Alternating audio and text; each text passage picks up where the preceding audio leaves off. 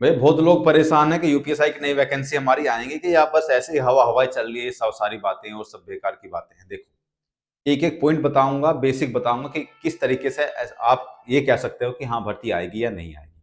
सबसे पहले तो ये बात जानो कि यूपी में 27 में चुनाव है, 2027 में।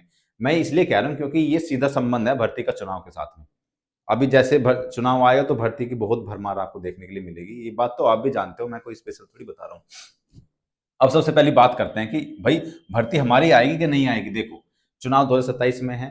चुनाव में यूपी में चुनाव दो भर्तियों पे ज्यादा टिका हुआ होता है, एक तो टीचर की वैकेंसी और एक पुलिस की वैकेंसी। गवर्नमेंट को ये लगता है कि इन दो विभागों में अगर वैकेंसी आ गई ना, तो मान करके चलो कि बच्चे आपके फेवर में हैं।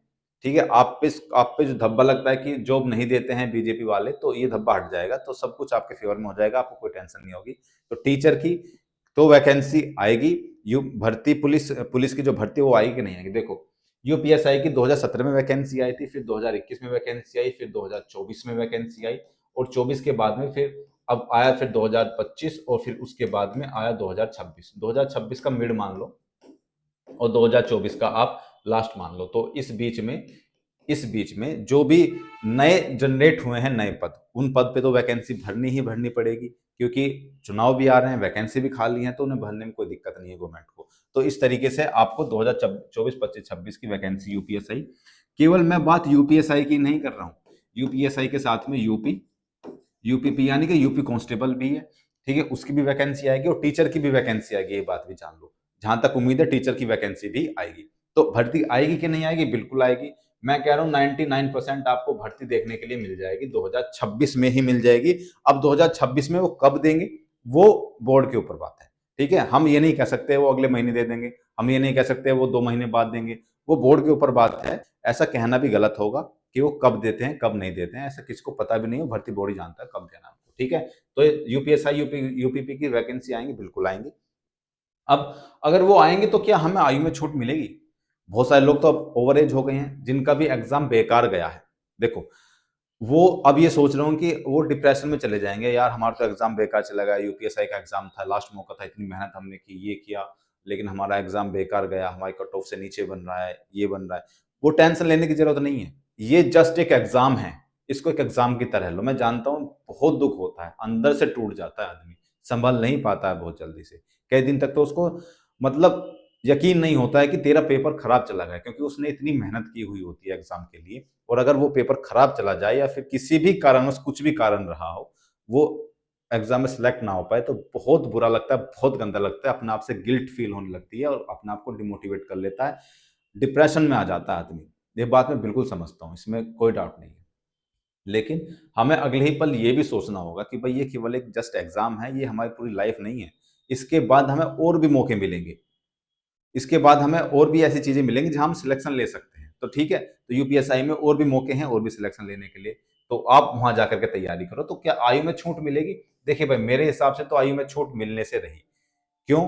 क्योंकि आयु में छूट कब मिलती है दोस्त?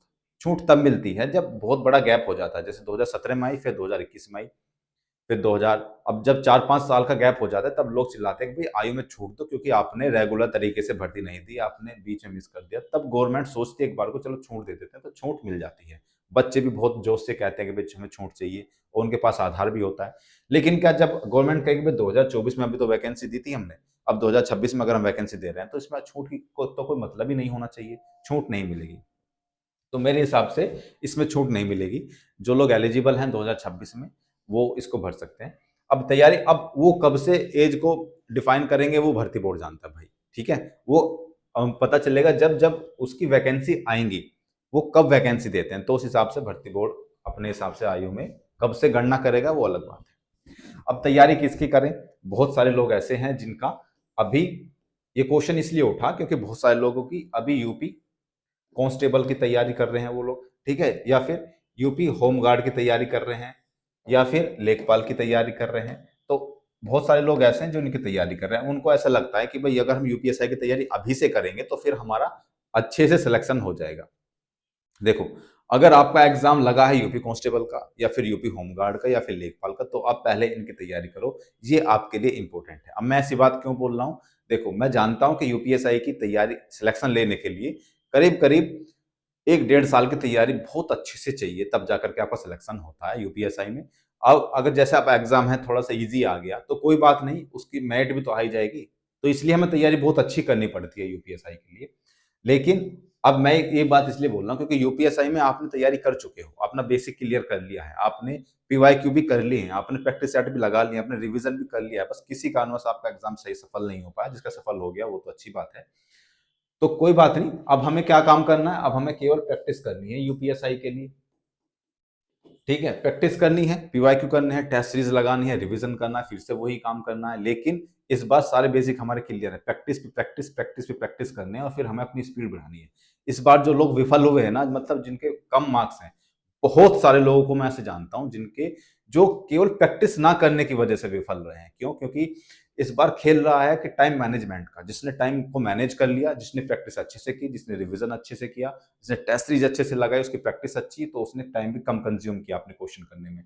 यही बात थी और ये हुआ तो फिर उसका सिलेक्शन भी हुआ। तो इस बार आपको इस तरीके से प्रैक्टिस करनी ताकि आपका टाइम एग्जाम में कम लगे।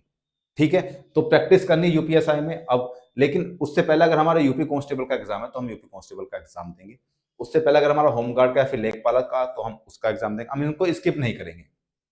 हम इसको ये नहीं कहेंगे इनको स्किप करते हैं, हम यूपीएसआई की तैयारी करते हैं। और जब हम यूपीएसआई की तैयारी करेंगे तो इनका एग्जाम अपने आप निकल जाएगा। ऐसा मत सोचना। ऐसा मत सोचना, हर एक एग्जाम का एक अलग टेस्ट होता है। हर एक एग्जाम अलग से रिक्वायरमेंट मांगता है आपसे कि आपके पास क्या होना चाहिए तब मैं पास होऊँगा आपसे। तो हर एक एग्जाम की एक अलग चीज़ होती है, अलग टेस्ट होता है। तो इसका यूपी कांस्टेबल का अलग है, यूपीएसआई का अलग है भाई, होमगार्ड का अलग है, लेखपाल का अलग है। तो इनकी तैयारी अच्छे से करो और अगर आपके पास ये वाला एग्जाम नहीं है और आपको केवल ये करना है कि भाई मुझे तो केवल यूपीएसआई ही करना है, इसके अलावा मुझे और कुछ चाहिए नहीं चाहिए, तो फिर आप यूपीएसआई की तैयारी बहुत अच्छे से कर सकते हो। ठीक है? तैयारी किसी का नहीं बता दिया। इस भर्ती में नंबर कम है तो क्या करें? भाई देखो, इस भर्ती में नंबर कम है, फिर से बता रहा हूँ कि आपको डिप्रेशन में नहीं जाना है, आपको टेंशन नहीं लेनी है। नंबर लगेगा, बस आप तैयारी को कंटिन्यू रखो, अपनी पढ़ाई को कंटिन्यू रखो, आपका नंबर कहीं न कहीं ज़रूर आएगा। डेफ़िनेटली आएगा, आपका सरकारी नौकरी ज़रूर लगेगी। लेकिन शर्त इतनी है कि आप मेहनत को कंटिन्यू रखेंगे और उसको बीच में स्किप नहीं करेंगे। बीच में डिमोटिवेशन आता है, बिल्कुल आता है, 2-4 दिन का ठीक है, जब तक आपने एग्ज़ाम दिया और आपका नंबर नहीं आया ना, फिर नंबर कम है, आपको लगा मेरिट बहुत हाई जाएगी, तो कोई बात नहीं, 2-4 दिन चलता है, लेकिन उसके बाद में फिर से अपने आप को जोड़ना पड़ता है, फिर से अपने आप को मजबूत करना पड़ता है, खड़ा होना पड़ता है, फिर से आगे बढ़ना पड़ता है। तो दोस्त, आगे तो बढ़ना पड़ेगा। अब वहीं हम नहीं रुक सकते कि भई यूपीएसआई का एग्ज़ाम खराब होगा तो हम वहीं रुक जाएँगे, नहीं यार, आगे बढ़ेंगे हम।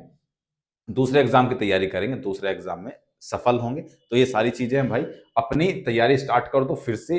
अब जो सोचना था, जो डिप्रेशन में आने थे, जो टेंशन लेनी थी, जो सोचना था, वो सब कुछ खत्म कर दो अब। जो गया सो गया, बीत गया सो बीत गया। अब हमें अपने प्रेज़ेंट पे, अपने फ्यूचर पे ध्यान देना है। प्रेज़ेंट अच्छा करोगे तो फ्यूचर अपने आप अच्छा हो जाएगा। मैं तो सिंपल सी यही बात बोलूँगा। ठीक है? तो ये सारी चीज़ें छोड़ो, टेंशन छोड़ो, अपनी आने वाली तैयारी करो।